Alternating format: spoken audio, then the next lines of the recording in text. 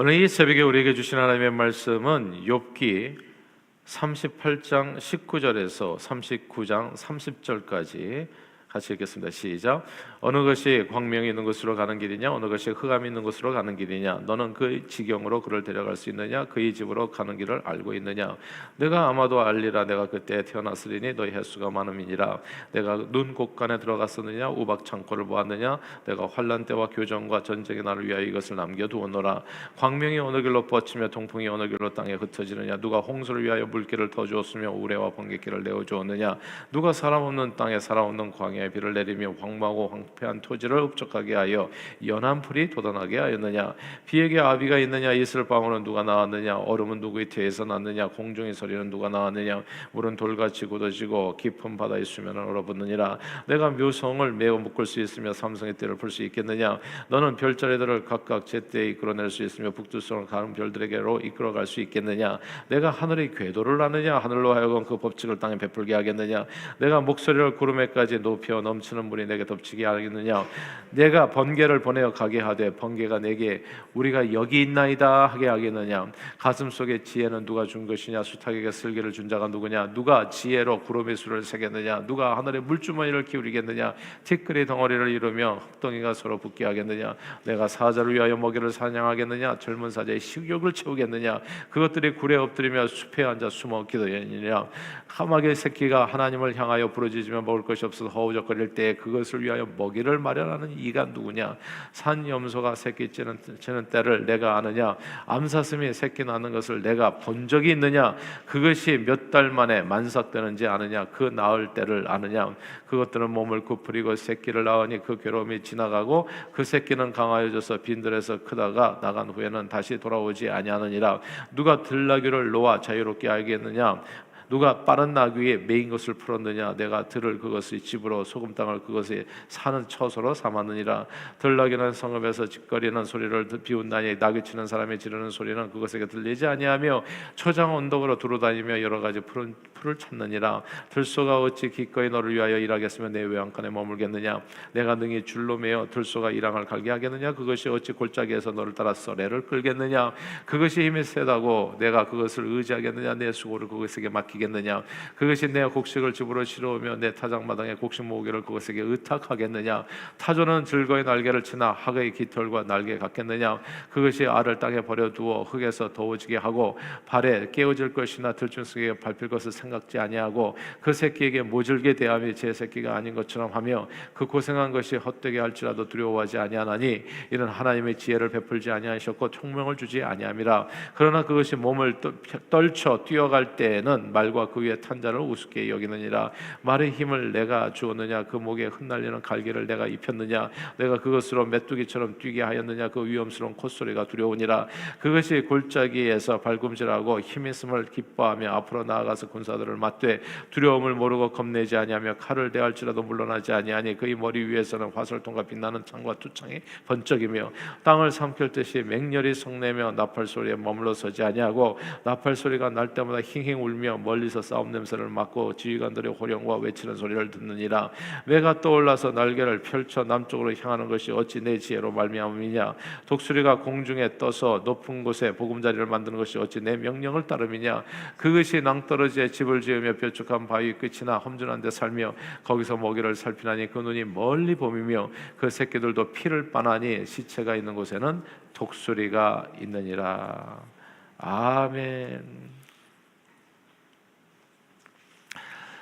수년 전에 인터스텔라라는 영화가 있었습니다. 사이언스 픽션 공상과학 영화인데 내용이 참 난해해서 북미에서는 흥행에 실패한 작품이었습니다.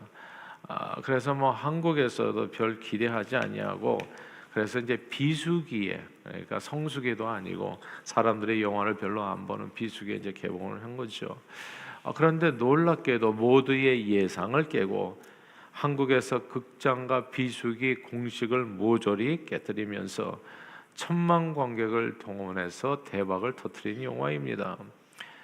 이보다도 앞선 영화는 몇 개 안 되더라고요. 무슨 아바타 하고 또 하나 있는데 기억이 안 나고. 아무튼 1,000만 관객이에요. 다른 데서는 인기가 없는데 한국에서.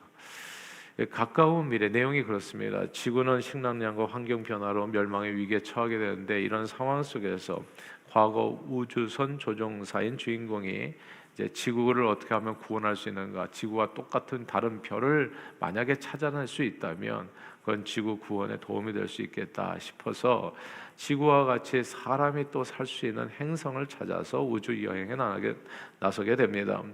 그리고 오랜 세월 비밀리에 중력 연구를 진행하던 나사에서 이제 웜홀이라고 하죠. 그때 우리가 처음으로 이 단어를 알게 되는데 웜홀이라고 불리는 차원 이동 장치를 발견하게 됩니다.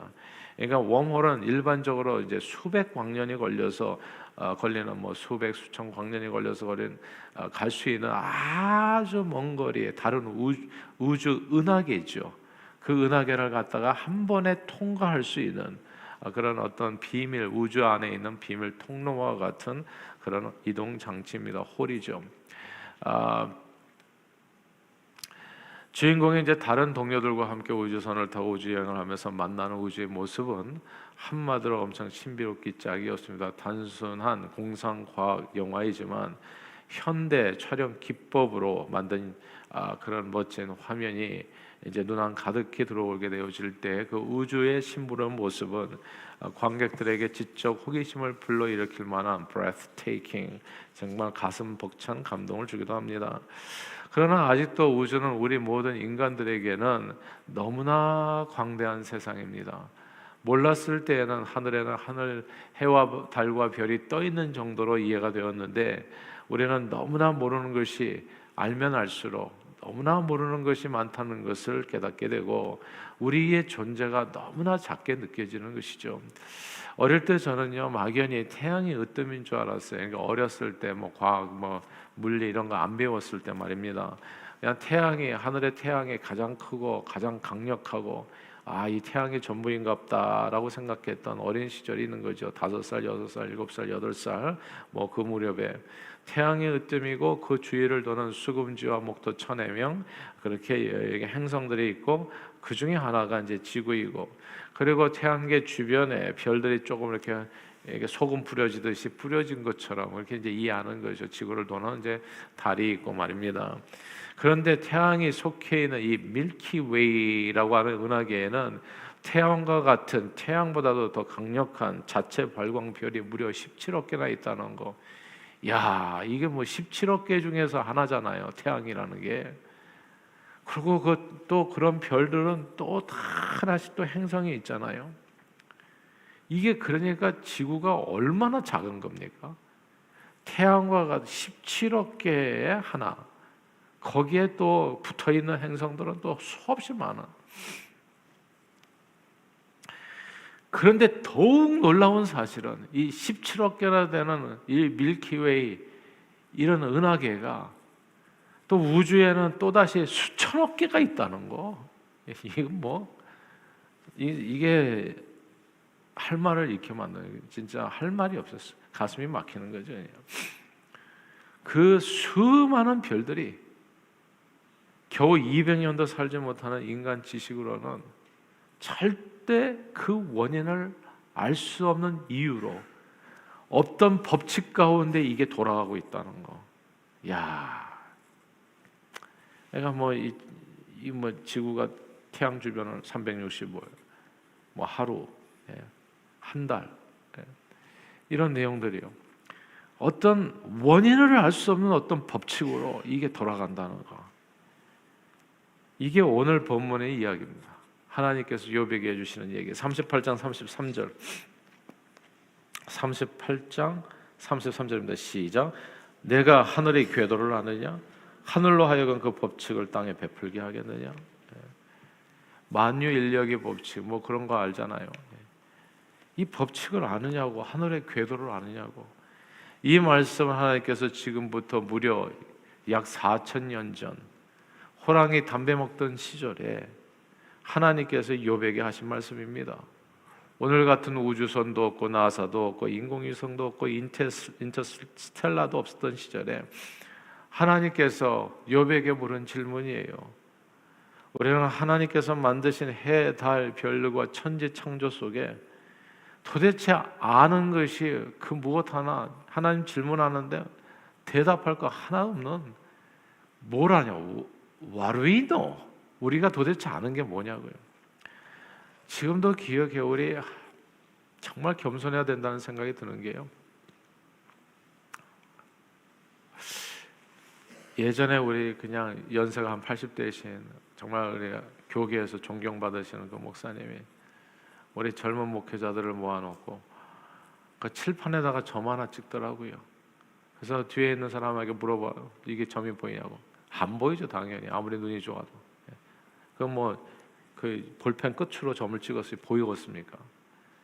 근데 그분이 하시는 말씀이 그게 우리라고. 그게 제발 아는 척하지 말고 잘난 척하지 말고. 그러니까 뭘 좀 이렇게 우리가 공부 좀 하고 또 뭐 박사학위도 받고 책도 좀 읽고 그러면 야, 그 뭐 자꾸 자기 자신이 굉장히 크게 보일 때가 있잖아요. 근데 사실은 아는 건 없는 거예요. 정말 중요한 지식은 아는 게 없는 거예요. 아는 것이 아무것도 없는 피조물에 불과한데 하나님께서 만드신 창조물도 하나도 제대로 아는 것이 없는데 그 광대한 우주 만물을 창조하신 그 창조주의 지혜와 섭리와 뜻을 이해한다는 것은 불가능한 겁니다. 이게요, 선악과 의와 불가, 이게 헷갈려요. 뭔지를 모르겠어요. 예를 들어서 이런 겁니다. 배고픈 사자가 오늘도 본문에 나옵니다만은 이게 웅크리고 있다가 지나가는 연약한 영양을 잡아먹는단 말이죠. 영양은 아무 죄가 없어요. 이너센트예요. 근데 사자의 먹거리가 되는 거예요. 아주 비참하게 죽습니다. 그러면 우리는 그 사자의 입에서 영양을 갖다가 살려주는 것이 인간이 개입해가지고 이 사자 나쁜 님, 풀을 안 먹고 왜 다른 동물을 친구를 잡아먹나? 이거 빼주는 것이 이게 의로운 일일까요? 이게 선한 일일까요? 그러니까 이게 선악이 헷갈리는 순간이 세상에 너무 많은 거예요. 개입하면 안 돼요. 오히려 놔둬야 되는 거예요. 그러니까 뭐 제대로 하나 아는 게 없는데 하나님께서 또 우주 만물을 설명해 준다면 그것을 또 이해나 할 수 있을까요? 뭐 선생님이 설명해 주는 것도 이해 못 해가지고 100점을 못 맞는데 그렇잖아요. 뭐 사람이 설명해 주는 것도 제대로 몰라가지고 이게 깨달음이 미치지 못해가지고 사람이 IQ 200도 안 되는 사람이 설명해 주는 것도 알지 못해서 1등에서부터 70등까지 전교 1등에서부터 350등까지 400등까지 나오는 판국인데 100점 만점은 거의 없고 100점 만점은 어쩌다가 한번 받을 뿐이지 그거 매번 시험 볼 때마다 100점 만점은 없고 우리 이렇게 부족한 인생이 뭐 이 IQ 200도 안 되는 게 아니라 하나님께서 설명해 준다면 이해가 되겠냐고요. 그게 인간의 그 두뇌와 그 지식과 능력이라는 게 그냥 말하자면 유한하잖아요. 예를 들어서 말하자면 30cm 자, 30cm 자로 무한대를 잴 수 있겠냐고요. 유한한 인생에 하나님을 이해할 수는 없습니다. 그래서 성경은 오직 경외할 뿐이라 이렇게 얘기하는 거죠. 여호와를 경외하라. 함부로 하나님 뜻을 추측하고 인간의 유한한 지식을 절대적으로 믿고 행동하다가는 오히려 세상을 빨리 망하게 할 수도 있어요. 제가 대학 다닐 때, 대학원 신대원 다닐 때 그때 이제 인간 상담에 대해서 배워요. 그러니까 그때 한참 이제 우리 신대원 다닐 때는 목회 상담하기 유행이었어요. 그래서 이 성도들 이렇게 신방하고 할 때 이 상담학 기법을 갖다가 사용하면 많이 경청회랄지 이런 여러 가지 기법들이 있어요. 그러면은 이제 좀 더 도움을 줄 수 있다. 그래가지고 이제 그런 공부들이 다 의미가 없다는 게 아니라 이게 배우다 보니까 상담학 이론의 아주 기본적인 전제가 다른 이론들이 되게 많더라고요. 그러니까 그 속에서 길을 잃어버리는 거예요. 정말 세상에 무서운 사람이 누구냐 하면 하나밖에 모르는 사람, 자기 확신이 너무 강한 사람, 이제 그런 사람이 히틀러가 되기가 쉽죠, 사실은. 그러니까 이게 알면 알수록 익은 벼가 고개를 숙이는 게 아니라 그냥 점점 두려워지는 거예요. 사실 몰라. 알면 알수록 모르겠어요. 예외도 왜 그렇게 많은지. 그러니까 예외가 어떨 때는 그냥 진짜 노민같이도 보이기도 해요. 그냥. 그러니까 항상 하나님 앞에, 그래서 제가 왜 성경 말씀만 자꾸 얘기하냐면요, 제가 요한 웨슬레 선생님 이해가 된다니까요. 젊었을 때는 그렇게 책도 많이 읽고 하더니 나중에는 나는 한 책의 사람이 되기로 결단했다. 성경의 사람. 뭐가 뭔지를 알 수가 없어. 이 사람 얘기 들으면 그 사람이 맞고 저 사람 얘기 들으면 또 저 사람 얘기가 맞는 것 같아요. 그러니까 진리는 예수 그리스도의 말씀, 생명을 살려주는, 이게 내가 하는 그냥 어설픈 지식으로 누구에게 이렇게 설명을 한다, 이게 다 뭐 그런 얘기가 그럴 때는 그럴듯하게 들릴지 모르지만은, 그러나 그게 과연 살리는 길인지 죽이는 길이나 아무도 몰라요. 중국 현대사에 엄청난 비극적인 사건 하나가 있었죠.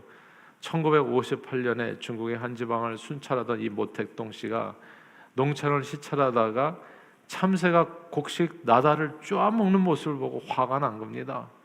이 참새가 내 사랑하는 인민들의 이 양식을 쪼아먹는다. 너무나 이 참새가 그 해악을 주는, 그래가지고 이 식량 증산이 잘 안 되는 이유가 이 참새 때문이라고 판단해가지고 중국 전역에 참새 소탕령을 내린 거예요. 모택동의 명령이 뭐 하나님 명령 같았던 시절이기 때문에 전 인민이, 그냥 수억의 인민이 다 달라붙어가지고 참새 잡이에 나선 겁니다. 참새를 다 잡아 박멸한 거죠. 그런 다음에 풍년이 올 줄 알았는데 풍년이 아니었습니다. 알고 보니까 참새는 곡식을, 이게 이제 이 가을에 좀 쪼아 먹을 뿐이지, 참새가 봄에 배고픈데 뭘 먹겠습니까? 이 봄에 새싹에 핀 벼와 작물들 사이를 날아다니면서 해충을 잡아먹는 역할을 했던 거예요. 먹을 것이 없으니까 봄에 해충을 먹어야지. 다 벌레들을 다 잡아먹는 거예요.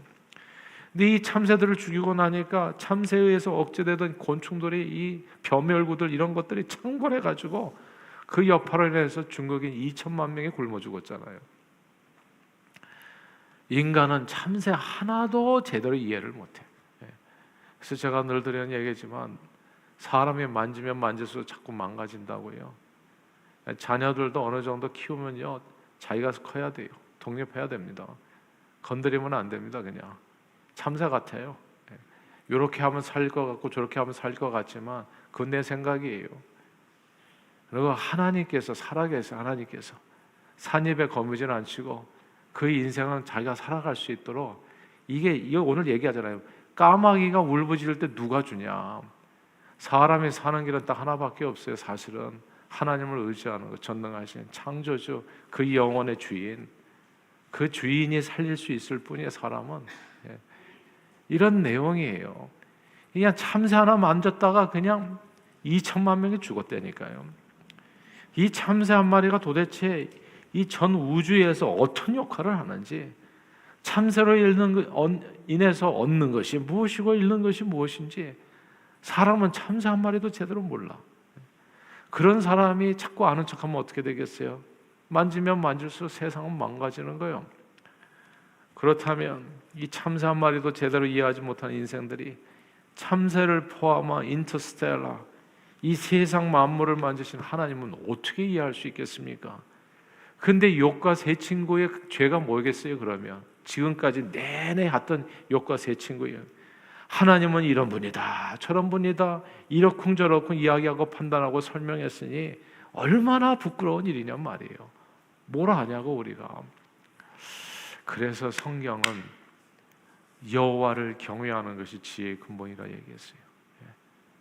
하나님 앞에 자기를 낮추고, 하나님 앞에서는 교만은 패망에서 선봉이고 겸손은 존귀의 앞자기. 하나님 앞에서 자기를 낮추라. 자기를 낮추는 그이가 하나님 앞에 높임을 받는다고요. 항상 자기 자신을 낮추어서 하나님을 의지하고 나를 불쌍히 여겨 주옵소서 기도하고, 삶의 문제 앞에서는 섣불리 자꾸 풀려고 달려들지 말고 하나님 앞에 그 문제를 의탁하고, 그러니까 이 새벽 기도가 중요하다고 얘기하는 거예요. 제가 항상 하나님 앞에 무릎 꿇고 제발 하루도 기도 없이 시작하지 말고 하루도 기도 없이 잠들지 말고, 제발 자기 가진 것 같고 아는 척하지 말고 잘난 척하지 말고 가진 거 가지고 뭘 하려고 하지 말고, 항상 있어도 없다고 생각하고 알아도 모르는 것으로 생각하고 진짜 사실은 모르니까 자기를 늘 낮추어서 하나님 앞에 주님이 나의 주인이십니다. 나를 불쌍히 여기시 내 앞길을 인도해 주시옵소서. 성경은 이렇게 이야기합니다. 너희는 가만히 있어 그가 하나님 됨을 알지어다. 늘 의인은 믿음으로 말미암아 산다. 하나님의 선하심과 인자하심 그리고 그분의 광대하심과 위엄과 권능과 지혜를 의지해서 늘 겸손히 주님과 함께 동행하며 우리가 새벽마다 와가지고 하는 게 뭡니까? 제일 먼저 주기도문을 하죠. 하늘에 계신 우리 아버지여, 하나님이 내 인생의 주인임을 고백하면서 시작하는 거예요. 섣부르게 내가 내 삶을 갖다가 이렇게 살겠습니다, 저렇게 살겠습니다 목소리에 힘주면서 살지 아니하고 하나님 나를 오늘도 불쌍히 여겨주시옵소서. 하나님의 나라와 뜻이 이루는데 내 인생의 순종으로 쓰임받기를 원합니다. 성령님 도와주세요. 이렇게 기도하면서 주님 앞에 하루하루를 시작하는 거거든요. 하나님의 선하심과 인자하심, 그분의 광대하심과 위엄과 이김과 권능과 지혜를 의지해서, 그러므로 저는 저와 여러분들이 오늘도 겸손히 주님과 동행해서 믿음으로 승리하는 우리 모두 되기를 간절히 주님의 이름으로 축원합니다. 기도하겠습니다. 하나님 아버지, 아무것도 모르는 사람이 자꾸 아는 척하면서 산 것 용서해 주시고, 우리에게 주신 모든 기회 감사한 마음으로 받아 평생 사는 날 동안에 주님의 뒤를 따라 자기를 부인하고 자기에게 주어진 십자가 사명 기쁨으로 감당하고 살아 숨쉬는 동안 이 땅에서 하나님의 나라와 의를 이루는 일에 겸손히 주님을 경외하며 믿음으로 순종하는 저희 모두가 되도록 우리 발걸음을 주장해 주옵소서. 오늘도 말씀 가운데 거하게 해주심을 감사드리옵고, 말씀을 의지하여 말씀을 따라 순종함으로 하나님의 기쁘신 뜻을 이 땅에 이루는 일에 존귀하게 쓰임받는 저희 모두 되게 해주시기를 간절히 우리 주 예수 그리스도 이름으로 기도하옵나이다. 아멘.